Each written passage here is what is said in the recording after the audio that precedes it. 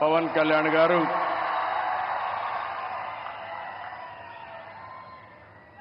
వేదికపైనున్న కేంద్ర మంత్రులు, సహచర మంత్రివర్గ సభ్యులు, బీజేపీ రాష్ట్ర అధ్యక్షురాలు పురంధేశ్వరి గారు, ఈరోజు విశాఖపట్నంలో మిమ్మల్ని చూస్తూ ఉంటే ఎక్కడ లేని ఉత్సాహం కనపడుస్తూ ఉంది, అభిమానం కనపడుస్తూ ఉంది. అలాంటి మీ అందరికి కూడా పేరు పేరున మనస్ఫూర్తిగా నా నమస్కారాలు.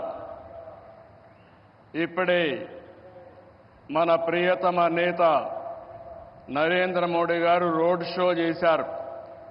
రోడ్ షో అదిరింది, బ్రహ్మాండంగా జరిగింది. ఎక్కడ పోయినా ఒక విశ్వాసం, ఒక నమ్మకం మన ప్రధానమంత్రి గారి పైన ప్రజలకు ఉండడమే దీనికి కారణం. ఈరోజు మన రాష్ట్రానికి చరిత్రలో మిగిలిపోయే రోజు. ప్రధానమంత్రి గారి చేతుల మీదుగా 2,08,548 కోట్ల విలువైన ప్రాజెక్టులకి శంకుస్థాపనలు చేశాం, ప్రారంభోత్సవాలు చేశాం. ఇలాంటి శుభదినం నా జీవితంలో ఆంధ్ర రాష్ట్ర చరిత్రలో మొట్టమొదటిసారిగా జరిగిందని కూడా మరొకసారి విజ్ఞప్తి చేస్తున్నా. Green energy, NTPC green hydrogen park Pudimadaka దగ్గర 1,85,000 కోట్ల రూపాయలు పెట్టుబడులు పెడుతున్నారు. విశాఖపట్నం చిరకాల వాంఛ రైల్వే జోన్. 5 ఏళ్లు భూమి ఇవ్వకుండా కేంద్రం ఇవ్వాలన్నా ఇవ్వకపోతే 52 ఎకరాలు భూమి ఇచ్చి ప్రధానమంత్రి గారి ఆశీస్సులతో విశాఖపట్నం రైల్వే జోన్కు పనులు ప్రారంభమైనాయి. ఫార్మా రంగం, ఈరోజు మీరు చూస్తే బల్క్ డ్రగ్ పార్క్ కోసం నక్కపల్లిలో 1,877 కోట్ల రూపాయలు పెట్టుబడులు పెడుతున్నాం. Chris city industrial area Krishnapatnam 2,300 కోట్ల రూపాయలతో పెట్టుబడులు పెడుతున్నాం. 7 రైల్వే ప్రాజెక్టులకు శంకుస్థాపన చేశాం. 6,177 కోట్ల రూపాయలు పెట్టుబడులు పెడుతున్నాం. 3 రైల్వే ప్రాజెక్టులు ప్రారంభం చేస్తున్నాం. 5,718 కోట్ల రూపాయల ప్రాజెక్టులు ఈరోజు ప్రారంభమవుతున్నాయి. 10 జాతీయ రహదారులకు శంకుస్థాపన, 321 కిలోమీటర్లు, దగ్గర 4,593 కోట్లు. 7 జాతీయ రహదారులకు ప్రారంభోత్సవం, 234 కోట్లు, 234 కిలోమీటర్లు, 3,044 కోట్ల రూపాయలు పెట్టుబడులు. ప్రభుత్వం వచ్చి 7 నెలలైంది. నరేంద్ర మోడీ గారు మొదటిసారిగా ఎన్నికలైన తర్వాత ఇక్కడికి వచ్చారు. వచ్చిన వెంటనే మీరు చూస్తే 2,548 కోట్లకు ప్రారంభోత్సవాలు, ఫౌండేషన్లు వేశారంటే ఆంధ్ర రాష్ట్రం మొత్తం వినపడేట్టుగా గట్టిగా చప్పట్లు కొట్టి నరేంద్ర మోడీ గారిని అభినందించాలి. ఇది మనం వారికి తెలియజేసి ధన్యవాదాలని చెప్పి కూడా నేను మీకు తెలియజేస్తున్నా. ఈరోజు మీరు ఒకసారి చూస్తే ఇలాంటి అనేక కార్యక్రమాలు అనునిత్యం చేపట్టి అభివృద్ధి పనులన్నీ చేస్తూ అసాధ్యాన్ని సుసాధ్యం చేసి ప్రజలకు దగ్గరైన వ్యక్తి నరేంద్ర మోడీ గారని చెప్పి నేను మీకు తెలియజేస్తున్నాను. ఈరోజు ఇంకొక పక్క మనం చూస్తే 1-2 కార్యక్రమాలు కాదు, అనేక కార్యక్రమాలకు శ్రీకారం చుడుతున్నారు. మోదీ గారి యొక్క అభిమానం కొంతమంది మాట్లాడుతున్నారు, ఉత్తరాంధ్రకే పరిమితం అని. కాదు, దేశం మొత్తం ప్రపంచం మొత్తం మెచ్చే ఏకైక నాయకుడు నరేంద్ర మోడీ గారిని మీకు విజ్ఞప్తి చేస్తున్నా.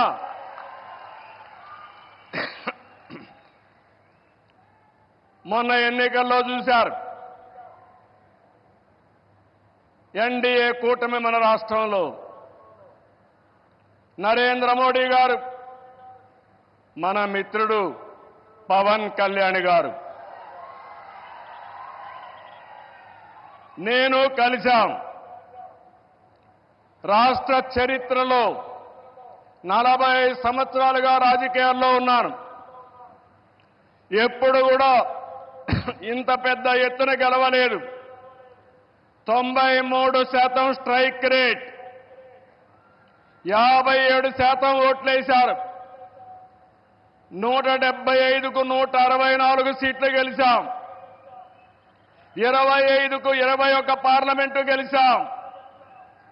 ఈరోజు మిమ్మల్ని చూస్తే భవిష్యత్తులో కూడా ఎప్పుడు ఈ కాంబినేషన్ ఆంధ్రప్రదేశ్లో ఉంటుంది. నరేంద్ర మోడీ గారు దేశ రాజకీయాల్లో ప్రధానమంత్రిగా ఉంటారని చెప్పి కూడా నేను మీకు తెలియజేస్తున్నా. మొన్ననే మన ఎన్నికలు అయిన తర్వాత హర్యానాలో ఎన్నికలు జరిగాయి, మహారాష్ట్రలో ఎన్నికలు జరిగాయి. 2 ఎన్నికల్లో తిరుగులేని మెజార్టీతో ఎన్డీఏ గెలిచారు. అది నరేంద్ర మోడీకి ఉండే చారిస్మా అని చెప్పి నేను మీకు తెలియజేస్తున్నా. రేపు ఢిల్లీ వస్తా ఉంది, రాసి పెట్టుకోండి. గెలవబోయేది ఎన్డీఏ. దానికి కారణం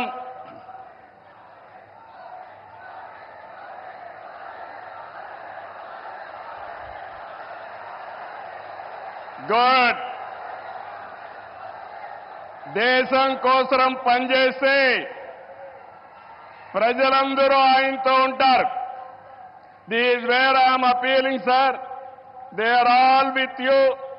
you are fighting for the nation, for the poor people. All people are with you. Show your hands, we are with Narendra Modi.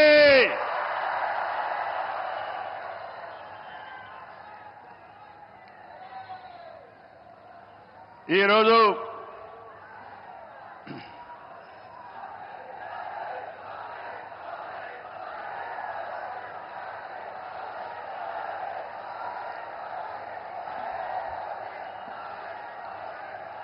సంక్షేమం, అభివృద్ధి, సంస్కరణలు, సుపరిపాలన, ఇవన్నిటితో నరేంద్ర మోడీ గారు దేశాన్ని ముందుకు తీసుకెళ్తున్నారు. పీఎం కిసాన్ నిధి కింద ఏడాదికి 6,000 రూపాయలు రైతులకు అందిస్తున్నారు. కోవిడ్ సమయంలో ప్రారంభమైన 5 కేజీల బియ్యం ఉచితంగా ఈ రోజు కూడా కొనసాగిస్తున్నారు.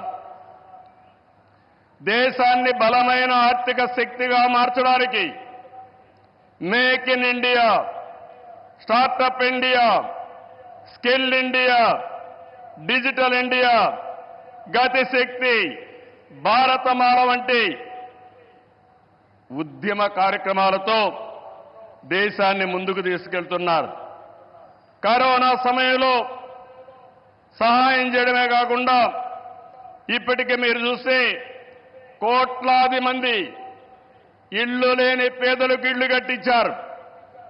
ఇంకో పక్క మొన్ననే జనవరి 1 తారీఖున ప్రత్యేకంగా కేబినెట్ పెంచి నేను రైతులతో ఉంటానని చెప్పిన వ్యక్తి నరేంద్ర మోడీ గారని చెప్పి నేను మీకు తెలియజేస్తున్నా. దీంట్లో 4 కోట్ల మంది రైతులకు లబ్ధి చేకూర్చే విధంగా పీఎం ఫసల్ బీమా కొనసాగిస్తూ నిర్ణయం తీసుకున్నారు. 3,850 కోట్లతో ఎరువుల సబ్సిడీని కొనసాగిస్తూ ఆ రోజు కేబినెట్ మీటింగ్లో నిర్ణయం చేశారు. ఇదే కాకుండా ఈరోజు మనం చూస్తే పేదల కోసం సీఎం సూర్యఘర్, కుసుమ్ వంటి కార్యక్రమాలు తీసుకుని ఎక్కడికక్కడ మన ఇంటిపైనే కరెంటు ఉత్పత్తి చేయడం, మన పొలంలోనే కరెంటు ఉత్పత్తి చేసుకుని భవిష్యత్తులో కరెంటు ఛార్జీల భారం లేకుండా పేదలకు అండగా నిలిచారు. ఇవన్నీ కూడా 7 నెలల్లో చేయగలిగారు. వారి విధానం సబ్కా సాథ్, సబ్కా వికాస్, సబ్కా విశ్వాస్, ఇదే నినాదంతో ముందుకు పోతున్నారు. అందుకే మీరు చూశారు 2014లో 11వ స్థానం భారతదేశం, ఇప్పుడు 5వ స్థానం. 2029కి 3వ స్థానానికి వస్తుంది. 2047కి భారతదేశం ప్రపంచంలోనే మొదటి స్థానంలోనో 2వ స్థానంలో ఉంటుంది.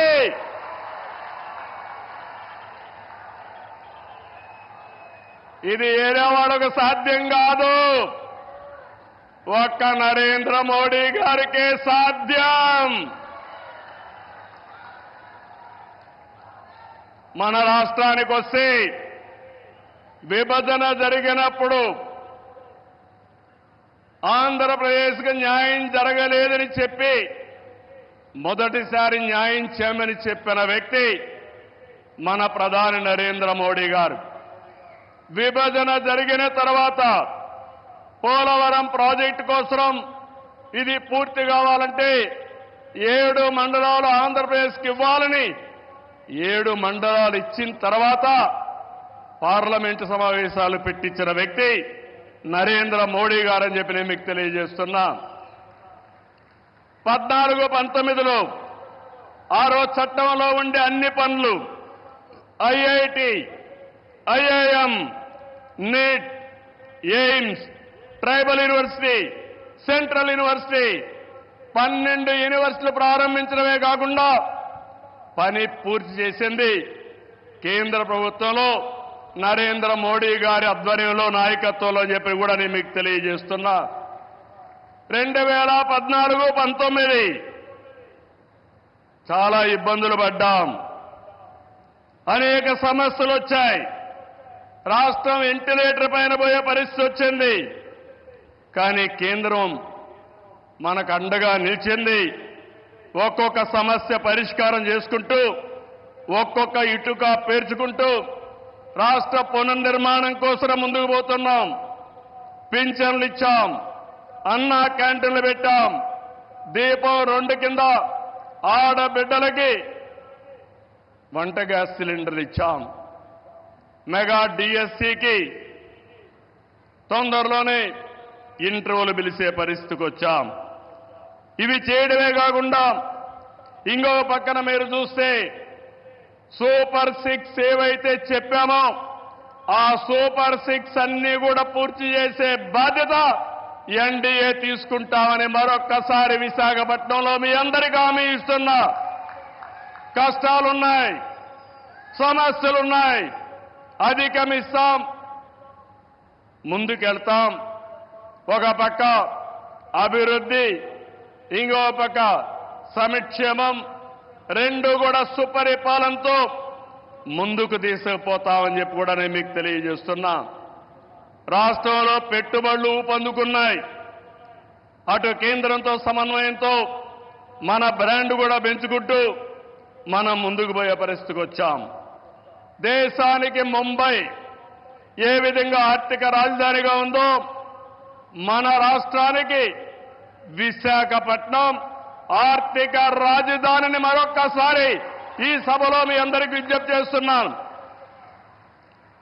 ఒక ఇన్ఫర్మేషన్ టెక్నాలజీ, ఈ వీడియో మీకు నచ్చినట్టయితే లైక్ చేయండి, 10 మందికి షేర్ చేయండి. అలాగే కామెంట్ల రూపంలో మీ అభిప్రాయాలను మాతో పంచుకోండి. Nationalist hub group of channels ను సబ్స్క్రైబ్ చేసుకుని తెలుగునాట జాతీయవాద జర్నలిజాన్ని ప్రోత్సహించండి. ఈ వీడియో కింద ఉన్న బెల్ ఐకాన్ పై క్లిక్ చేయడం మర్చిపోవద్దు.